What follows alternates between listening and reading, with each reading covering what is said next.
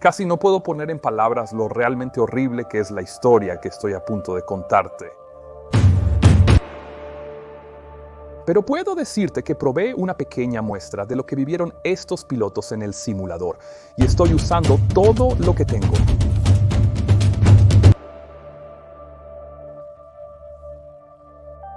Esta es la historia del segundo accidente del Boeing 737 MAX. Quédate conmigo. El 29 de octubre de 2018 ocurrió un accidente horrible en Indonesia con un Boeing 737 MAX 8 casi nuevo de Lion Air. La aeronave desapareció del radar solo minutos después del despegue y los pilotos lograron transmitir mensajes sobre problemas de control de vuelo, antes de precipitarse de repente con la nariz hacia abajo al mar de Java, matando a todos a bordo. Acabo de publicar un video de 1 hora explicando ese accidente en detalle y te recomiendo mucho que lo veas. Antes de ver para que comprendas plenamente la gravedad de la historia que te voy a contar ahora, durante las semanas y meses posteriores al accidente del vuelo 610 de Lion Air, hubo mucha especulación en el mundo de la aviación. Una investigación completa de un accidente suele tardar varios años e incluso el informe preliminar que solo cubre un resumen básico del accidente puede tardar meses en publicarse. Esto significa que las partes involucradas, la aerolínea, las autoridades de aviación y el fabricante de la aeronave, tienen cierto margen para construir una narrativa pública sobre el accidente. Con ayuda de la prensa, que naturalmente siempre quiere respuestas inmediatas sobre lo que pudo haber pasado. Boeing, que en ese entonces acababa de lanzar al mercado el Boeing 737 MAX, fue muy proactivo durante esas primeras semanas. Ya el 6 de noviembre, una semana después del accidente, Boeing emitió un boletín de operaciones para la tripulación con el fin de aclarar qué hacer. En caso de que el trim del estabilizador comenzara repentinamente y sin comando a empujar la nariz hacia abajo, explicaba que ese movimiento podía activarse, por ejemplo, por una falla del sensor de ángulo de ataque, y que ese trim podía durar hasta 10 segundos. Este boletín se envió a todas las aerolíneas que operaban este modelo y remarcaba en negrilla que esta falla solo podía ocurrir durante el vuelo manual. Luego explicaba que este movimiento del trim podía detenerse y revertirse usando los comandos eléctricos normales y que si la falla que lo causaba persistía, entonces no podía repetirse, 5 segundos después del último comando de trim del piloto, hasta que ambos interruptores de corte del trim del estabilizador se pusieran en cutout como parte de los procedimientos de memoria para un estabilizador descontrolado. Este boletín será extremadamente importante para esta historia, así que quiero volver a llamar tu atención sobre su redacción. Una condición de falla del ángulo de ataque que puede ocurrir únicamente durante el vuelo manual y que puede resolverse con la lista de verificación para estabilizador descontrolado. Cerca del momento en que se publicó ese boletín, también se hicieron públicos datos de la investigación en curso del accidente de Lion Air y apuntaban a que la tripulación había cometido varios errores. También se supo que otro equipo de vuelo había logrado aterrizar el avión de forma segura el día anterior con exactamente la misma falla. Todo esto llevó rápidamente a una narrativa en la prensa de que el accidente fue causado en gran parte por error humano y mal mantenimiento, y que, por lo tanto, no había nada realmente grave en el diseño del 737 MAX. Básicamente, el consenso era que si estos pilotos hubieran estado mejor entrenados y hubieran seguido la lista de procedimientos anormales, habrían podido resolver el problema. Obviamente, esta fue una simplificación grosera de la verdad, y de hecho es un ejemplo perfecto de por qué especular en las primeras etapas tras un accidente puede ser muy dañino. Pero esa narrativa probablemente le venía muy bien a Boeing. El error del piloto es un diagnóstico general excelente. Y siendo justos con el equipo de Boeing, eso también era lo que pensábamos la mayoría de pilotos profesionales en ese momento, incluyéndome. Sin comprender todos los detalles de lo que realmente ocurrió en esa cabina. Parecía extraño que los pilotos no hubieran ejecutado simplemente los procedimientos de memoria para estabilizador descontrolado cuando la aeronave claramente hacía trim hacia adelante sin su control. Y como varios artículos de esa época también señalaban, esa era también la posición pública inicial de Boeing. Pero tras bambalinas, muchos pilotos y sindicatos empezaron a hacerle preguntas bastante difíciles a Boeing. ¿Cómo era posible que ese potente sistema MCAS hubiera sido incluido en el diseño sin destacarse en los manuales de los pilotos? Antes de seguir, sé que no todos han visto mi video sobre el primer accidente del MAX, así que ahora haré un repaso corto de sistemas para que este video tenga más sentido. El Boeing 737 MAX fue creado como respuesta a la familia A320neo de Airbus, que venía equipada con motores más grandes y mucho más eficientes. Pero el problema para Boeing era que el 737 estaba mucho más cerca del suelo, por lo que era mucho más difícil equiparlo con motores grandes similares. Ahora, algunos se preguntarán, ¿por qué no hacer el tren de aterrizaje un poco más alto? Y es una buena pregunta. De hecho, las versiones más grandes del MAX sí tienen un tren ligeramente más alto, pero lograr eso técnicamente manteniéndolos dentro del mismo compartimiento del tren fue extremadamente complicado. Y además, la familia Boeing 737 también está certificada con salidas de emergencia sobre el ala sin toboganes, ya que está muy cerca del suelo. Así que simplemente no se podía elevar mucho más sin hacer cambios serios al diseño. En cambio, los ingenieros de Boeing resolvieron el problema instalando los motores CFM LEAP-1 Bravo más hacia el frente y un poco más arriba que en la versión anterior, el 737NG. Pero eso luego trajo nuevos problemas. Pronto se descubrió que estos motores más grandes, con sus carenados ligeramente aplanados, podían, en ciertas circunstancias, generar una pequeña cantidad de sustentación que actuaba sobre el eje de cabeceo del avión. Así que si se volaba con ángulos de ataque altos, ese momento significaba que el MAX no se comportaba exactamente igual que el viejo NG. Y eso simplemente no era aceptable.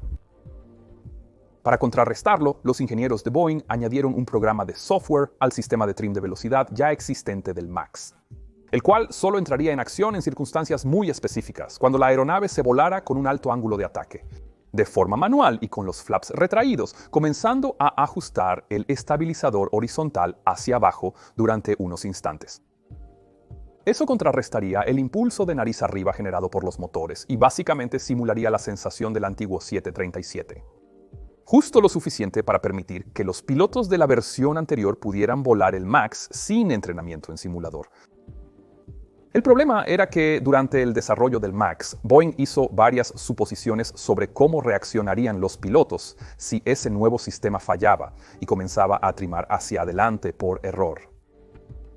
Los ingenieros asumieron que los pilotos sentirían instintivamente que el avión estaba fuera de trim y por lo tanto reaccionarían en aproximadamente 3 segundos tirando del control para mantener el nivel. Luego, activarían rápidamente el trim contrario usando los interruptores manuales de trim, cancelando así el efecto del sistema de aumento de características de maniobra. Además, también se asumió que si persistía la falla que había activado el MECAS, entonces los pilotos reconocerían que el estabilizador actuaba de forma extraña y ejecutarían los procedimientos de memoria para estabilizador descontrolado, deteniendo así cualquier trim adicional. Ahora, todo eso sonaba bien en teoría, y si los pilotos efectivamente reaccionaban así, entonces la amenaza. La evaluación del sistema lo clasificaría como una falla mayor, lo cual no era tan grave y permitía que dependiera solo de un único sensor. Y esa clasificación también significaba que Boeing no estaba obligada a hacer lo que se llama un análisis de árbol de fallas, que es un estudio más profundo de cómo esa falla particular podría combinarse con otras y cómo eso afectaría a la tripulación. Eso es clave para entenderlo porque en realidad explica cómo este sistema y su funcionamiento lograron pasar desapercibidos tanto para Boeing como para la FAA. Y para comprenderlo por completo, tuve que investigar una gran cantidad de artículos estadounidenses publicados en esa época. El problema es que yo estoy en Europa y varios de esos artículos estaban bloqueados geográficamente para los Estados Unidos. Pero como estoy usando NordVPN, el patrocinador de hoy, la solución a ese problema estuvo a un clic de distancia. Nord me permite viajar virtualmente a donde quiera, lo cual es genial, especialmente para investigaciones profundas como esta, pero también para ver eventos deportivos, encontrar buenos precios en viajes y mucho más. Es especialmente útil cuando estás de viaje y quieres cifrar tu conexión mientras usas Wi-Fi dudoso en hoteles, restaurantes o bares. Pero Nord en realidad ofrece mucho más que eso, con un montón de herramientas adicionales de ciberseguridad como bloqueadores de anuncios, escaneo previo de archivos en busca de malware y más. En este momento, Nord está ofreciendo una promoción exclusiva para mis seguidores. 4 meses gratis al adquirir el plan de 2 años. Y no tienes nada que perder, ya que Nord siempre ofrece una garantía de devolución de dinero de 30 días. Gracias Nord por ayudarnos a hacer posible estos videos. Ahora, ¿en qué estaba? Ah, sí, el MCAS.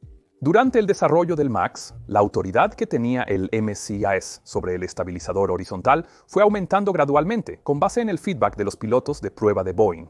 Pero ese hecho no fue comunicado adecuadamente ni comprendido por la FAA, que era la responsable de la certificación.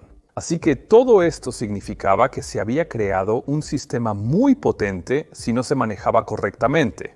Y además desconocido para la mayoría de los pilotos que operaban el avión, ya que no se incluía en ninguno de sus manuales. Además, también se descubrió que si el MCAS se activaba erróneamente por una falla en un sensor de ángulo de ataque. Uno de esos pequeños sensores tipo aleta en los costados del avión que miden el ángulo respecto al flujo de aire. Entonces, su activación vendría acompañada de una serie de otras fallas que podrían distraer a los pilotos de atender el MCAS, lo que básicamente volvía nula la suposición de cómo reaccionarían los pilotos ante esa falla. Pero, como dije, nadie comprendía esto del todo tras el accidente de Lion Air, aunque algunos pilotos sí tenían preguntas muy serias para Boeing. Y uno de ellos era un piloto de alto rango en Ethiopian Airlines, otro de los primeros operadores del MAX. Después de haber asistido a una sesión virtual de Boeing sobre el MCAS en noviembre de 2018, le envió un correo a su contacto en Boeing con algunas preguntas muy relevantes. Y como son tan pertinentes con lo que estaba a punto de ocurrir, ahora voy a leértelas. Su primera pregunta fue: según la presentación, no hubo problema con el sistema MCAS en el momento del accidente, salvo que se activó en el momento equivocado durante el vuelo, debido a un solo dato erróneo de ángulo de ataque. Entonces, ¿por qué el sistema está diseñado de una forma que depende de una sola fuente de datos? Especialmente cuando las consecuencias pueden ser tan graves, en lugar de cruzar datos con otros sensores de ángulo de ataque. Luego agregó: cualquier piloto con habilidades promedio, enfrentando múltiples fallas, como en este caso, reaccionaría a las anomalías según su orden de prioridad.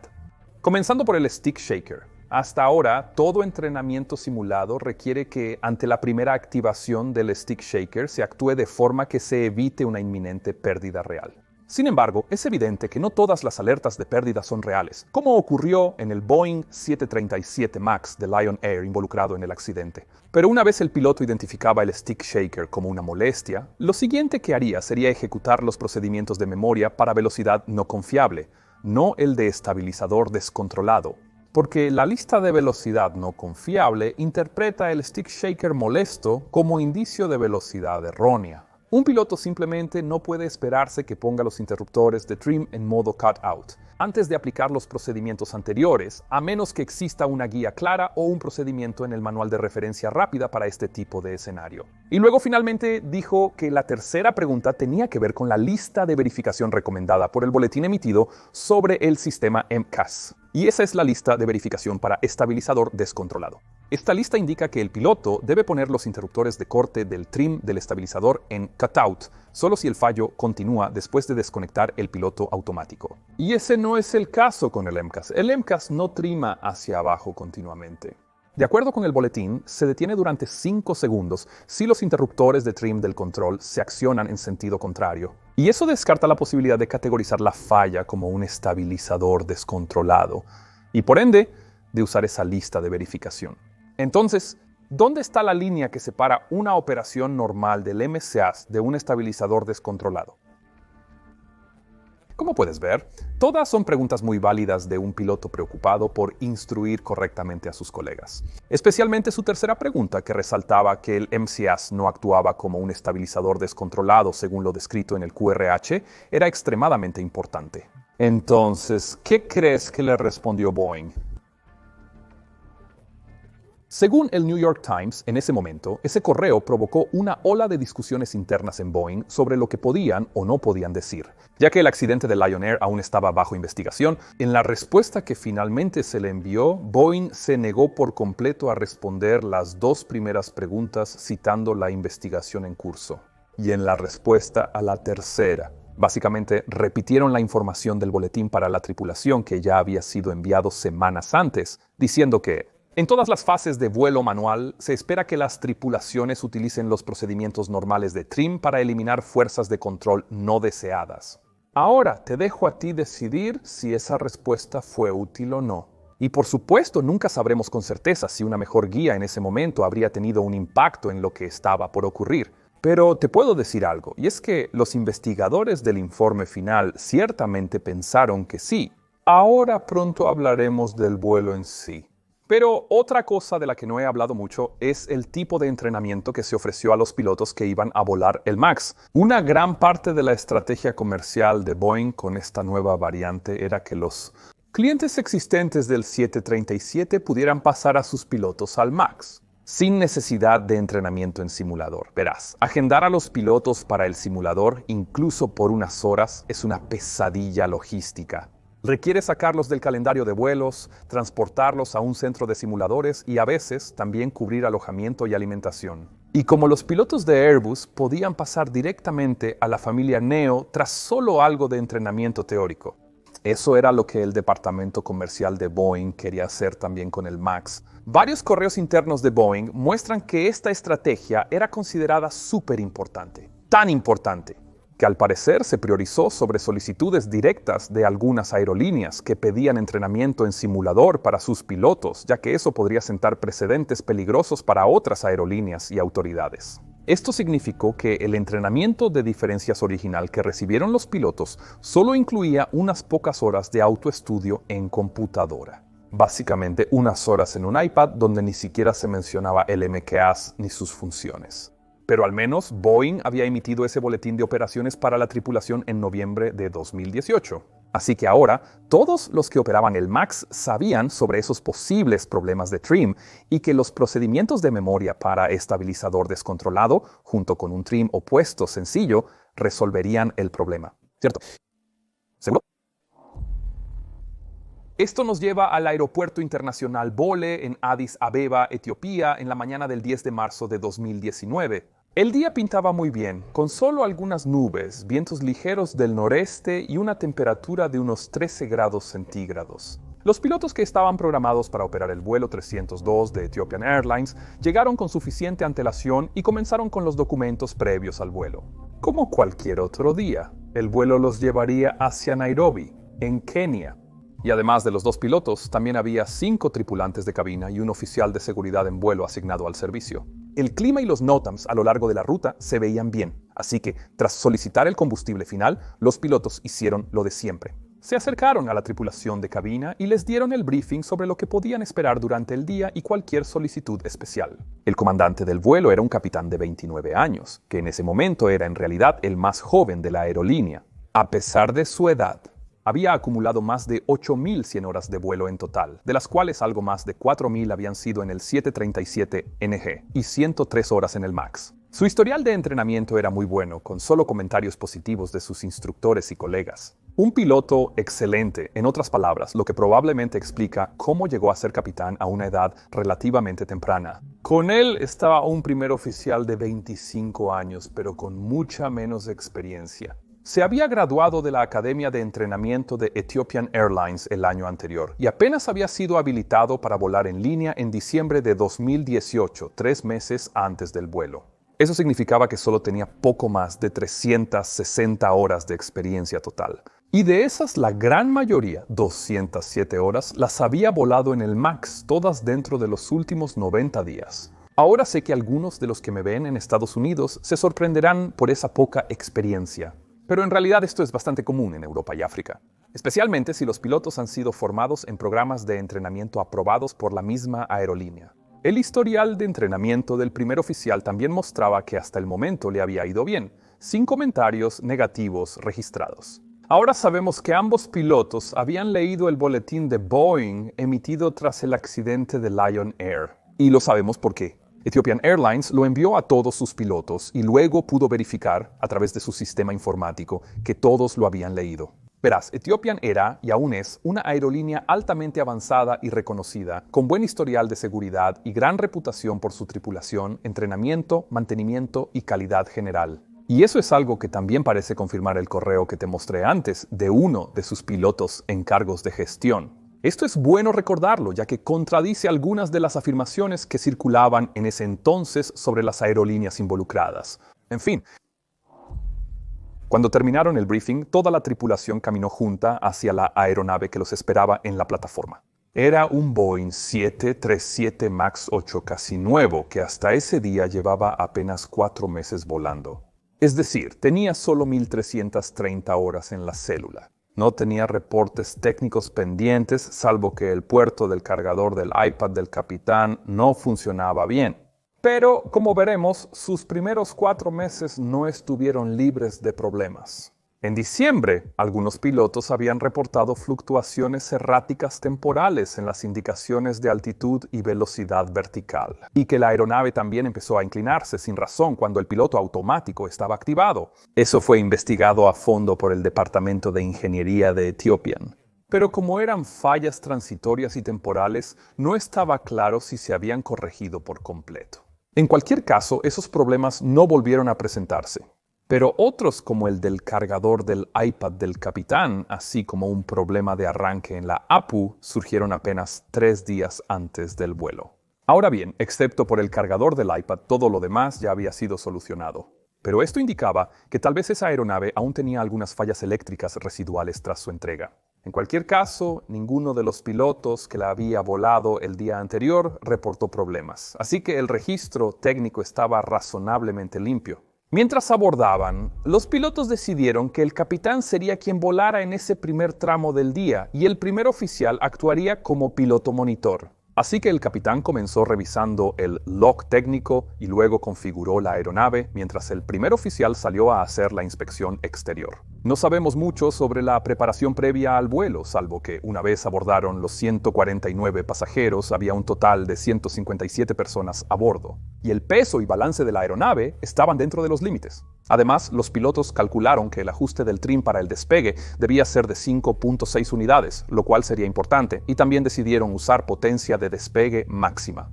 con flaps 5 seleccionados. La razón por la que necesitaban potencia máxima era porque el aeropuerto de Addis Abeba está ubicado a una altitud bastante elevada, 7.656 pies. Y cuanto más alto estás, menos empuje pueden generar los motores. Así que en este caso, necesitaban todo el empuje posible. En todo caso, la transcripción del registrador de voz de cabina no incluía la preparación previa, así que no sabemos exactamente qué se dijo. Pero resulta que para esta historia eso no va a importar tanto.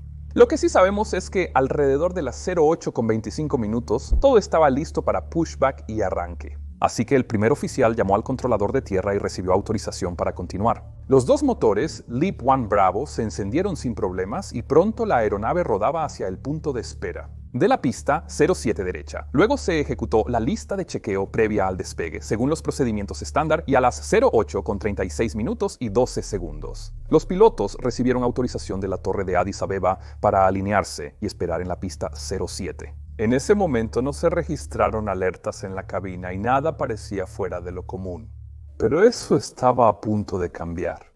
Antes de entrar en la secuencia de despegue, quiero tomarme unos minutos para explicar algunas cosas sobre el sistema de autoaceleración y cómo suele funcionar durante el despegue. Nosotros, los pilotos, normalmente armamos el sistema de autoaceleración cuando estamos autorizados a alinearnos en la pista, como parte de la lista de chequeo previa al despegue. Y una vez activado el interruptor maestro, estará listo para cuando el piloto que vuela presione los botones TOGA, lo que activará los servos de autoaceleración y llevará el empuje al valor de despegue. N1. El piloto monitor luego verificará que ese valor sea correcto.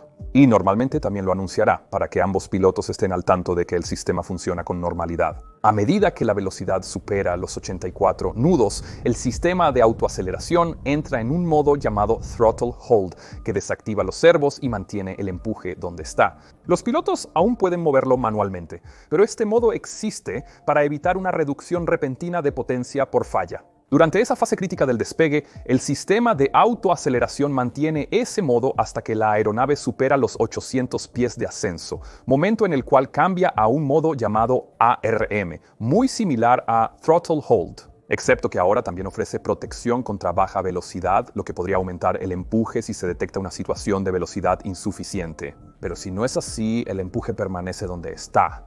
Lo siguiente que debería ocurrir es una reducción automática de empuje a potencia de ascenso. Y la altitud para eso puede ser seleccionada manualmente por los pilotos.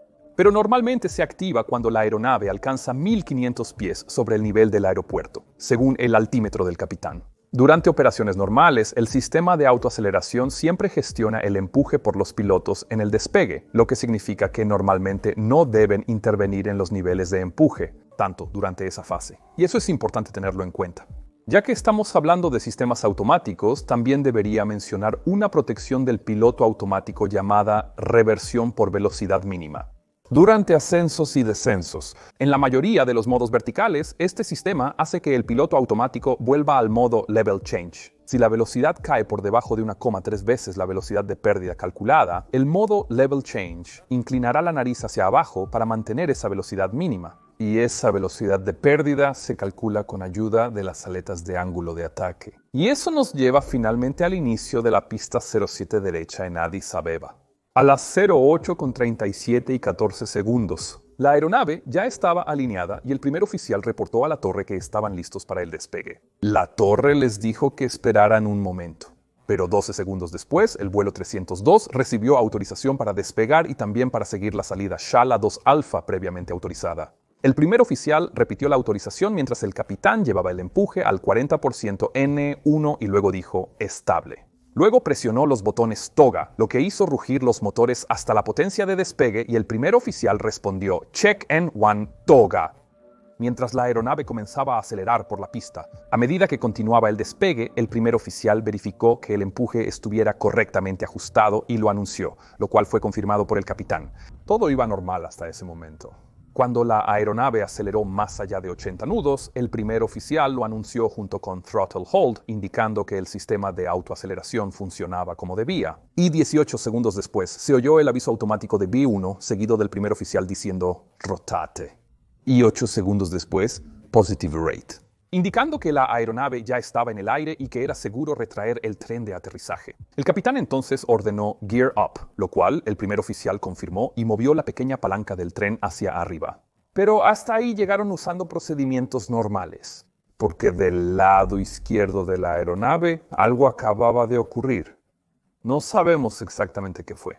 Tal vez fuese el impacto de un ave, o quizás una falla repentina en el cableado del sensor de ángulo de ataque del capitán. Pero lo que sí sabemos es que, justo cuando el tren subía, se encendió la luz de advertencia Master Caution, indicando Anti-Ice en el panel del primer oficial y Left Alpha Bane en el panel superior. Pero el primer oficial solo alcanzó a decir Master Caution Anti-Ice antes de que el caos realmente comenzara. Verás, lo que fuera que causó que el elemento calefactor del sensor de ángulo de ataque izquierdo fallara, también afectó los valores que ese sensor transmitía al módulo de datos aéreos izquierdo y al sistema inercial de referencia de datos. Inicialmente, la indicación disminuyó levemente, antes de subir bruscamente hasta un valor de 74.5 grados en comparación con los 15.3 grados del sensor derecho. El ADIRU izquierdo interpretó de inmediato esto como un incremento masivo del ángulo de ataque y por lo tanto como una posible pérdida. Por eso aparecieron las bandas rojas y negras en el indicador de vuelo principal del capitán. Y también se activó el stick shaker, generando un enorme ruido en cabina y un sobresalto inmediato en los pilotos. Debido a esas señales erróneas del sensor izquierdo, el sistema ADIRU izquierdo también comenzó a corregir la velocidad y altitud en la pantalla del capitán, que ahora mostraba valores más bajos que los del lado del primer oficial. Eso debería haber generado alertas de altitude y IS Disagree en las pantallas de los pilotos, pero curiosamente esas alertas no quedaron registradas en el grabador de datos de vuelo ni fueron mencionadas por la tripulación. Es posible que esas alertas sí aparecieran, pero que los pilotos, ocupados revisando la advertencia principal, simplemente no las notaran.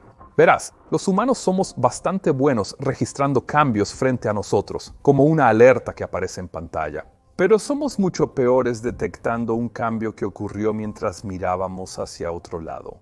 Por eso, la mayoría de ustedes no notó que la luz de fondo aquí en mi oficina cambió de blanca a azul, o que mi taza es diferente.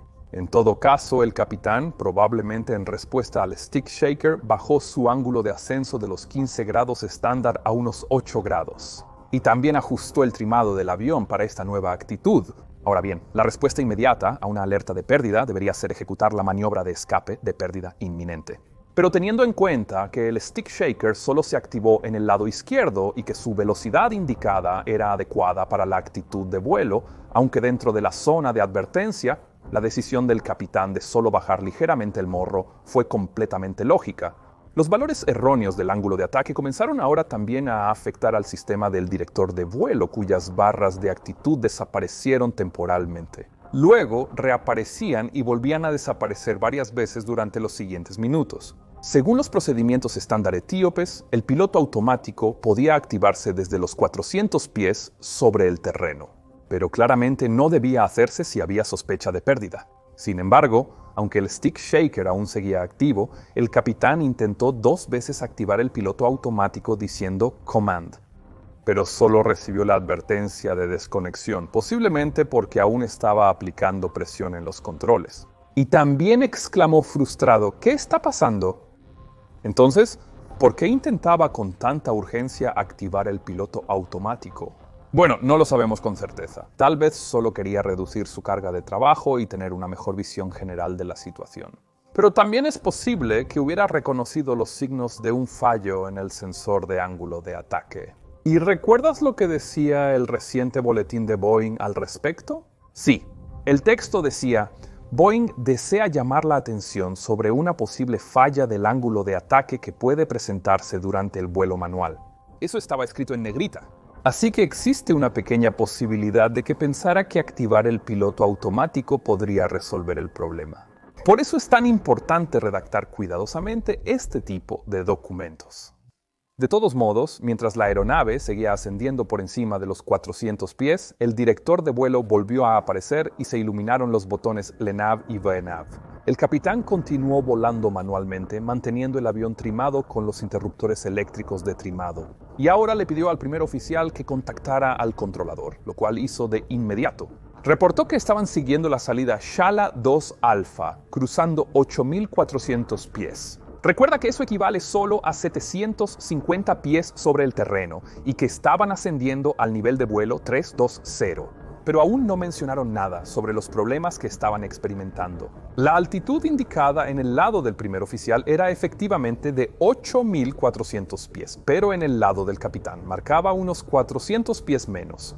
Y esa era la altitud que el sistema de autoaceleración estaba usando como referencia. Alguien probablemente. El capitán seleccionó ahora Heading Select en lugar del NAV como modo de giro, manteniendo el rumbo 072 grados en el MCP. Esto concuerda con la mayoría de técnicas para gestionar fallas que recomiendan volar en línea recta en caso de una falla grave, en vez de seguir la salida instrumental estándar. Hacer eso debería reducir significativamente la carga de trabajo y ayudar a los pilotos a concentrarse en volar, navegar y comunicar, que son las 3 prioridades en situaciones como esta. El sistema de autoaceleración entró en modo ARM cuando el altímetro del capitán superó los 800 pies, como estaba previsto, y al pasar los 1000 pies, el capitán logró finalmente activar el piloto automático, que comenzó a seguir el rumbo seleccionado y el modo VNAV en cabeceo. Pero eso no duró mucho. ¿Recuerdas lo que te conté sobre la reversión por velocidad mínima y cómo reacciona el piloto automático si detecta una pérdida inminente? Pues bien, como el sensor izquierdo de ángulo de ataque estaba enviando valores erróneos al sistema de gestión de pérdida y amortiguación de guiñada, el sistema pensó que la velocidad del lado izquierdo era demasiado baja y calculó que una velocidad segura debía ser mucho mayor por encima de la zona de advertencia. Esto provocó que el piloto automático volviera al modo Level Change e inclinara el morro hacia abajo para alcanzar rápidamente esa velocidad claramente errónea. Y eso también significó que el piloto automático empezó a aplicar trimado hacia adelante. Esta parte es muy diferente a lo que ocurrió en el vuelo de Lion Air, pero todo fue causado por exactamente el mismo tipo de falla. Y si viste ese video, ya sabes que esto estaba a punto de empeorar muchísimo. A las 08:39 y 30 segundos. El controlador radar identificó al vuelo 302 en su radar y les indicó que ascendieran al nivel de vuelo 340 y viraran a Rudolph cuando fuera posible. El primer oficial repitió la instrucción. y mientras eso ocurría, se registraron varias oscilaciones menores de rumbo y alabeo en el grabador de datos de vuelo. Esto probablemente fue porque el sistema de amortiguación de guiñada también se vio afectado por el sensor defectuoso, generando activaciones pequeñas del damper como está diseñado, cerca de una pérdida. Pero no está claro si la tripulación se dio cuenta de esto, ya que definitivamente tenían asuntos más urgentes de los que preocuparse. Hasta ese momento, aún no habían mencionado discrepancias de velocidad o altitud, y el grabador de datos tampoco indicaba que esas advertencias hubieran sido visualizadas. Pero en cualquier caso, la activación del stick shaker en un lado, junto con una extraña indicación de Barber Pole en la pantalla principal del capitán, definitivamente podía interpretarse como un vuelo con velocidad no confiable. Pero esto nunca se verbalizó, y lo entiendo hasta cierto punto. Verás, el capitán se encontraba ahora en una situación en la que debía intentar entender un stick shaker, una posible velocidad no confiable, y un piloto automático que no se comportaba como debía. Todo al mismo tiempo y todavía en la fase muy temprana del despegue. Este era exactamente el tipo de situación en la que una guía sobre cómo priorizar múltiples fallos causados por una falla en el ángulo de ataque habría sido muy útil, pero como seguro recuerdas, eso no se había proporcionado. En todo caso, el capitán presionó el botón Level Change y seleccionó 238 nudos en el panel de control. Dado que la velocidad ya había superado los valores mínimos de retracción, también pidió al primer oficial que comenzara a retraer los flaps, lo cual hizo. Y luego el capitán giró el buque de rumbo hacia la derecha, hacia un rumbo de 197 grados, probablemente para intentar seguir la autorización que les acababan de dar. Pero luego pareció cambiar de opinión. Le pidió al primer oficial que informara al controlador que no podían y que preguntara si podían continuar en rumbo de pista. Otra decisión muy inteligente, pero el primer oficial no respondió de inmediato a la solicitud. Tal vez por el alto nivel de ruido causado por el stick shaker y la velocidad en rápido aumento, no lo sabemos. En cambio, unos 4 segundos después, el piloto automático se desconectó repentinamente. Entonces, ¿por qué pasó eso? Bueno, el piloto automático ejecuta un autodiagnóstico continuo. Y si la orden es ascender, pero no lo hace durante un cierto tiempo, se desconecta por sí solo. Y como seguía detectando una situación de baja velocidad errónea, había vuelto al modo de reversión por velocidad e interrumpido el ascenso. Durante esta fase, la aeronave alcanzó una altitud de 9.100 pies, o unos 1.450 sobre el terreno, y ahora comenzaron a descender lentamente, con los flaps retraídos y el empuje de despegue aún activo. Pero al mismo tiempo, el stick shaker izquierdo seguía vibrando y la velocidad aumentaba rápidamente. Debido a la reversión por baja velocidad, el piloto automático también había trimado el morro hacia abajo hasta unas 4,6 unidades antes de desconectarse. Así que cuando el capitán tuvo que retomar el control manual, el morro ya se sentía bastante pesado. Y ahora, como el avión se volaba manualmente, con flaps retraídos y un ángulo de ataque percibido como alto, también se cumplían todos los criterios de activación del MCAS. Así que el trimado comenzó a avanzar rápidamente durante los siguientes 9 segundos. Y mientras eso ocurría, el capitán estaba ocupado de nuevo, pidiéndole al primer oficial que solicitara mantener rumbo de pista e informara al controlador que tenían problemas de control de vuelo. Cuando terminó esa frase, se activó por primera vez la advertencia del sistema de proximidad al suelo diciendo "Don't sing, como si detectara que la aeronave estaba descendiendo durante la fase de salida. El primer oficial finalmente obedeció e informó al controlador que no podían continuar con la salida. El capitán entonces le recordó que también solicitara mantener rumbo de pista, lo cual hizo. Frente a ambos pilotos, en su pantalla principal de vuelo, apareció ahora un mensaje rojo de Pull Up conectado al GPWS y la advertencia sonora de Don't Sink. Así que quizá ahora puedes ver cómo la situación se volvía cada vez más abrumadora y confusa para los pilotos. Como se permitió que el MCAS completara esta primera activación por completo, terminó con un ajuste del estabilizador en 2,1 unidades, que es un valor extremadamente bajo. El capitán aún mantenía el morro apenas por encima del horizonte, pero para lograrlo tenía que ejercer una fuerza de 90 libras o unos 41 kilos. Esto le requería usar ambas manos y ahora empezó a trimar hacia atrás para reducir esa fuerza, pero solo lo hizo durante unos 2 segundos. Aquí vale la pena mencionar otra característica del MCAS que no había señalado antes. Verás cómo se implementó para introducir rápidamente trimado que aumentara la fuerza en la columna. El MCAS activaba el trimado a una velocidad muy alta, la misma que el trimado eléctrico manual usaría si los flaps estuvieran extendidos. Pero como los flaps ahora estaban retraídos, la velocidad del trimado manual se redujo significativamente. Lo que significaba que cuando el capitán ahora trimó en la dirección opuesta, el ajuste no cambió tanto como lo había hecho el MCAS. Además, el MCAS había sido activado durante 9 segundos completos, mientras que el capitán solo presionó su interruptor durante unos 2 segundos. Todo esto significó que cuando el capitán soltó el interruptor, el ajuste del estabilizador apenas subió a unas 2,3 unidades, lo que no representaba casi ningún cambio. Pero como había activado el trimado, el MCAS se reinició y quedó listo para activarse nuevamente. Así que, ¿por qué no detuvo el capitán al MCAS cuando se activó? ¿Y por qué no trimó completamente hacia atrás, tal como Boeing había previsto que harían los pilotos al diseñar el sistema? Bueno, eso obviamente nunca lo sabremos con certeza, pero hay que entender la situación en la que se encontraban estos dos pilotos. Cuando Boeing diseñó este sistema, asumieron que los pilotos reaccionarían en 3 segundos, pero eso era en ausencia de cualquier otro problema. Esta tripulación tenía un stick shaker continuo, información errónea y contradictoria de velocidad y altitud. Un piloto automático que acababa de desconectarse solo en una situación ya mal trimada y la activación del GPWS al mismo tiempo. Es probable que el sobresalto por la desconexión del piloto automático mientras el avión descendía hiciera que el capitán perdiera unos segundos al tomar el control. Y el MCAS seguía trimando hacia adelante de forma continua, ya desde entonces. Así que su reacción inmediata habría sido intentar contrarrestar el cabeceo hacia abajo y encontrar un punto de equilibrio. Y mientras hacía eso, simplemente no trimó. La fuerza que tuvo que aplicar obviamente se fue volviendo cada vez mayor a medida que cambiaba el trimado. Así que encontrar el ángulo de cabeceo correcto habría sido extremadamente difícil. Y nunca habría sentido ese tipo de fuerzas en los controles, ni siquiera en el simulador. Ahora, el hecho de que no haya trimado más hacia atrás una vez comenzó es más difícil de explicar. Pero tal vez sintió que no estaba logrando mucho y prefirió buscar una solución más definitiva. El controlador respondió autorizándolos a continuar en línea recta mientras el capitán exclamaba: «Velocidad de flaps arriba», justo cuando el MCAS se activaba otra vez, mientras el GPWS seguía diciendo «downsync de fondo». El capitán logró ahora, con toda su fuerza, mantener el cabeceo por encima del horizonte e incluso ascender un poco, lo que significó que la aeronave logró alcanzar 1500 pies sobre el terreno. Y si recuerdas, es en este punto donde el autoacelerador debía reducir a empuje de ascenso.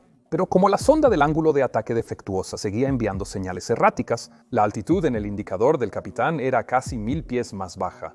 Así que el autoacelerador permaneció en modo armado, con empuje de despegue aún aplicado.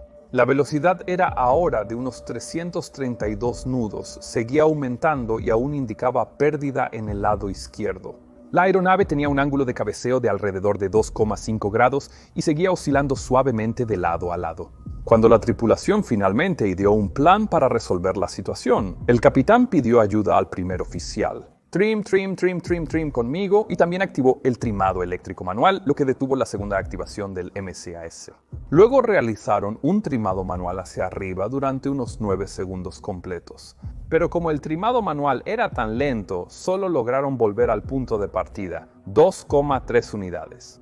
El primer oficial sugirió ahora cortar el trimado del estabilizador, lo cual forma parte del procedimiento de memoria para el estabilizador descontrolado. Y era la guía que Boeing había proporcionado para resolver esta situación. El capitán respondió con voz tensa: «Sí, hazlo». Y el primer oficial lo hizo de inmediato. Esto significó que las ruedas del trimado finalmente dejaron de moverse, pero no ayudó realmente en la situación en la que ya estaban.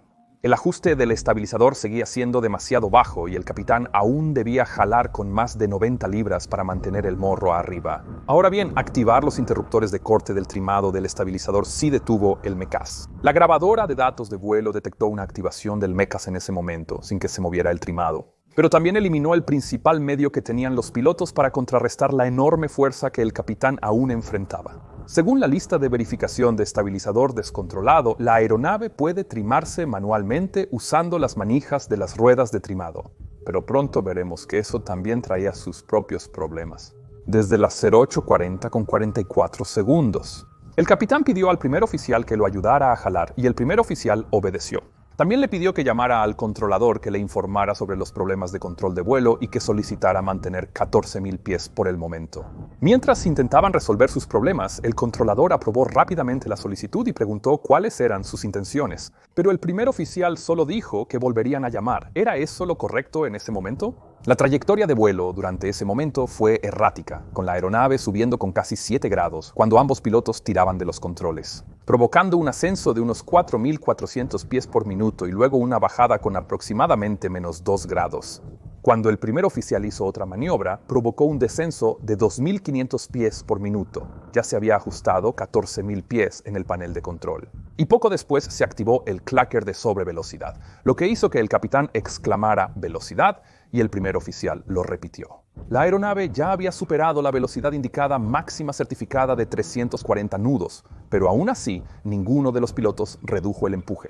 Lo cual puede parecer un poco extraño, pero hay que tener en cuenta que en ese momento ambos pilotos probablemente estaban tirando con casi toda su fuerza solo para mantener el morro por encima del horizonte.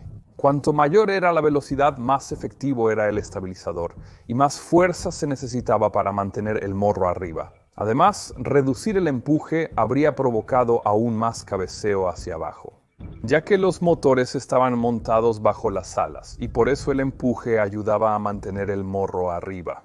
En cualquier caso, el capitán, ahora con más desesperación en su voz, exclamó: ¿El trimado funciona? Y el primer oficial respondió: no está funcionando. ¿Intento manual? A lo que el capitán gritó: inténtalo, pero... Aquí llegamos a un detalle verdaderamente diabólico. Como dije antes, el estabilizador ahora estaba sometido a fuerzas aerodinámicas extremas. Y para que el primer oficial pudiera moverlo, tendría que usar su fuerza muscular para hacer girar la rueda del trimado, usando las manijas del trimado en su rueda y posiblemente también la del capitán. Ese movimiento se transferiría mediante cables hacia atrás, donde comenzaría a girar el husillo para activar el estabilizador y mover su borde de ataque hacia abajo. Pero al mismo tiempo, el capitán tiraba hacia atrás de su columna de control, lo que desviaba los elevadores en la parte trasera del estabilizador hacia arriba. Esto generaba un enorme momento alrededor del eje del estabilizador, oponiéndose a la dirección en que el primer oficial necesitaba trimar. Así que cuando el primer oficial desplegó la manija del trimado e intentó girarla con todas sus fuerzas, probablemente la rueda no se movió ni un milímetro. Parecía completamente bloqueada.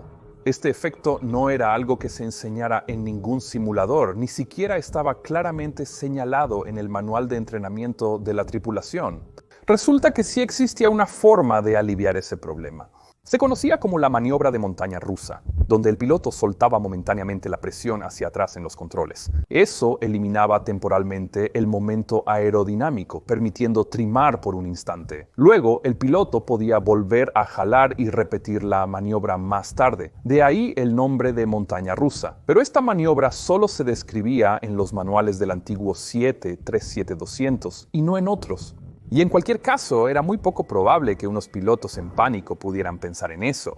Y estando a 1.500 pies sobre el terreno, no iban a permitir que el avión se inclinara hacia abajo. Eso estaba completamente descartado. De hecho, intenté una situación similar en un simulador del 737NG en el 2019. Y aunque las fuerzas no estaban calibradas para replicar exactamente las mismas condiciones, no tuvimos ninguna posibilidad de mover el trimado. Y tuve que pedirle al instructor que congelara el simulador antes de perder el control. Fue bastante aterrador, incluso en un simulador. Johan, presiona el botón rojo. Presiona el botón rojo ahora. Y además de todo eso, debo mencionar que para que esta tripulación pudiera trimar por completo las fuerzas que sentían, el primer oficial habría tenido que girar la rueda del trimado no una, sino unas 40 vueltas completas, ya que cada unidad de trimado requiere unas 15 vueltas. Así que, al ver la rueda del trimado aparentemente atascada, el primer oficial exclamó: «No está funcionando».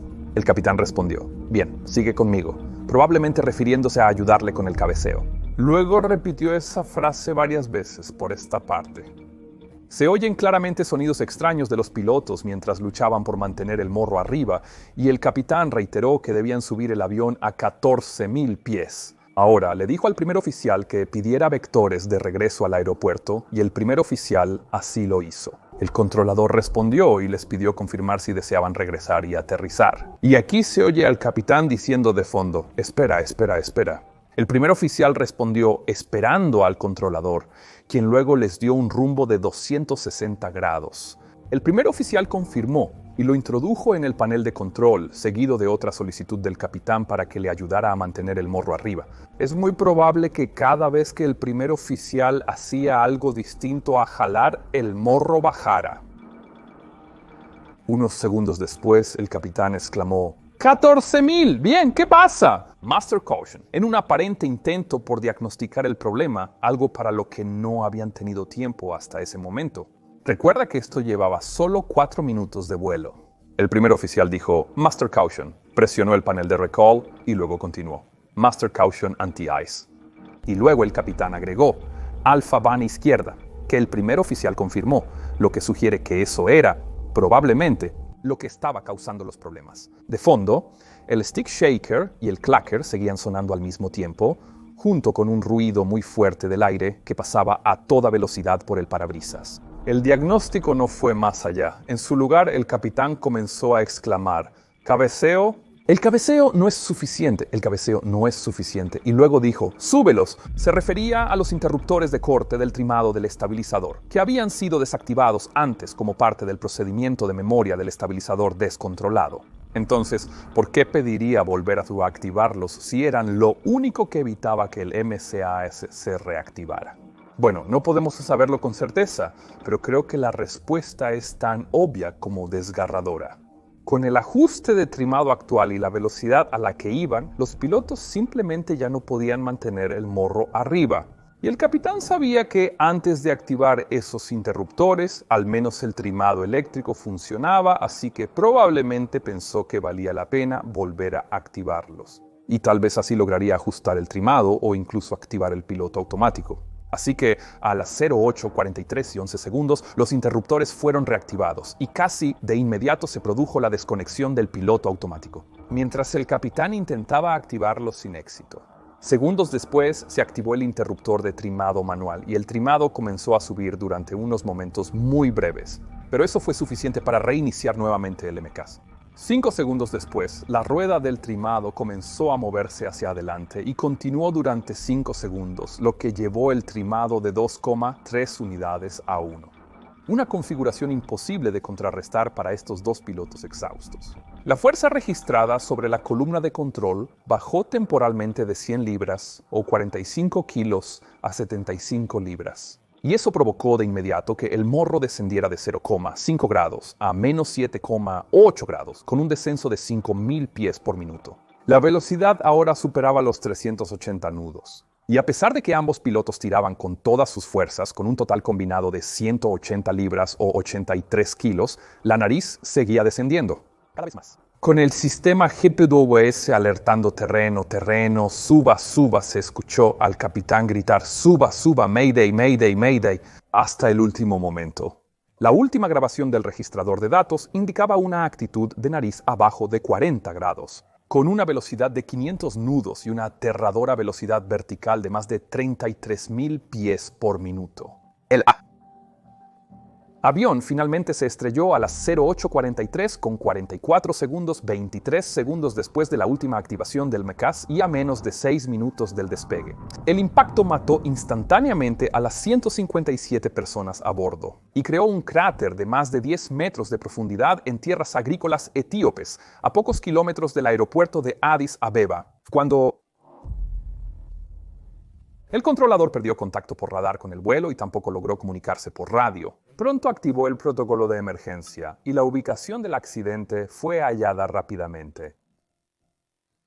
La noticia de este segundo accidente del Boeing 737 MAX se difundió rápidamente por todo el mundo y conmocionó a la comunidad aeronáutica. Recuerdo con bastante claridad dónde estaba cuando me enteré de que esto había ocurrido. La investigación comenzó de inmediato, y pocos días después de recuperar los datos de vuelo y las grabaciones de cabina, los investigadores notaron que el accidente tenía un parecido inquietante con el de Lion Air. con la diferencia de que en este caso la tripulación al menos durante un tiempo siguió el boletín de Boeing y usó los interruptores de corte del trim del estabilizador. Esto llevó a las autoridades etíopes el 11 de marzo a dejar en tierra de inmediato todos los Boeing 737 MAX. Y luego fueron las autoridades chinas, indonesias y europeas el 12 de marzo y la FAA el 13, seguidas rápidamente por el resto del mundo. El informe final incluyó 88 hallazgos distintos y una gran cantidad de recomendaciones de seguridad. Pero en resumen, se descubrió que el Boeing 737 MAX había sido certificado con un sistema que era, y cito a mi amigo Bjorn, como un tigre en una habitación oscura. Podías evitarlo, pero si atacaba podía ser mortal. Se descubrió que la FAA había delegado demasiado de su responsabilidad en sus representantes ODA, que básicamente eran empleados de Boeing actuando como representantes de la FAA, y por eso no detectaron el riesgo que representaba el MECAS. Boeing, evidentemente, nunca tuvo la intención de que esto ocurriera. Pero una combinación de presión comercial para lanzar el avión al mercado y decisiones para evitar entrenamientos de pilotos a casi cualquier costo permitieron que este sistema se colara y se volviera más potente de lo previsto, además de depender de un solo sensor. Pero aquí es donde encontramos el rayo de esperanza en toda esta historia. Algo que siento que ha sido completamente ignorado por toda la cobertura mediática e incluso por el documental de Netflix que también intentó contar esta historia. Verás, Boeing y la FAA trabajaron incansablemente durante los siguientes 2 años para corregir cada detalle del 737 MAX señalado en las investigaciones. Y cuando el avión finalmente volvió al servicio comercial, el MECAS seguía allí, pero ahora estaba contenido como el pequeño gato enjaulado que siempre debió haber sido, no el tigre en el que se convirtió. Ahora también es obligatorio que todos los pilotos hagan entrenamiento en simulador antes de operar el MAX. Y este entrenamiento incluye cómo manejar velocidades no confiables, estabilizador fuera de control, stick shakers defectuosos y una demostración detallada del MECAS. De hecho, mi amigo Ben y yo acabamos de crear este curso de diferencias como complemento a nuestro curso virtual del 737 que dejo aquí abajo. Así que échale un vistazo si tienes curiosidad. Y el MECAS ahora está conectado a 2 sensores de ángulo de ataque y en cualquier circunstancia solo puede activarse una vez, sin posibilidad de reinicio. Si se activa o si se detecta una falla, permanecerá inactivo durante el resto del vuelo. Y solo ese hecho ya es prueba de que el MAX realmente no necesita este sistema para volar con seguridad. También se implementaron muchas otras mejoras y actualizaciones en el diseño, incluyendo la advertencia de desacuerdo en el ángulo de ataque, que mencioné en el episodio anterior. Y en general, el MAX es, gracias a todo esto, probablemente una de las aeronaves más rigurosamente verificadas de la historia. ¿Habrá otros problemas?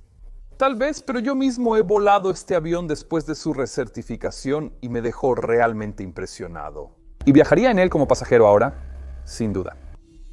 Boeing también terminó admitiendo responsabilidad y en el año 2021 llegaron a un acuerdo con el Departamento de Justicia de los Estados Unidos para pagar alrededor de $2,5 mil millones en multas y compensaciones a las familias de las víctimas y a sus clientes de aerolíneas. Esta situación sacudió a fondo al fabricante estadounidense y sus repercusiones aún afectan a Boeing hoy en día. Y eso es algo que estoy siguiendo muy de cerca en mi canal alterno, Mentor Now, que definitivamente deberías visitar. Espero que estos 2 videos hayan aclarado mejor la historia de los accidentes del Boeing 737 MAX. Y si te gustó como lo expliqué, considera suscribirte. También puedes apoyar mi trabajo e incluso ver mi próximo video antes que todos uniéndote a mi grupo de Patreon con el enlace aquí abajo. Ahora es posible regalar una membresía, lo cual podría ser una excelente idea. Si conoces a alguien que disfrute de mi canal y que quiera unirse a mi próximo Patreon, Zoom Hangout, mira estos 2 videos a continuación. Son muy buenos y que tengas un día absolutamente fantástico. Chao.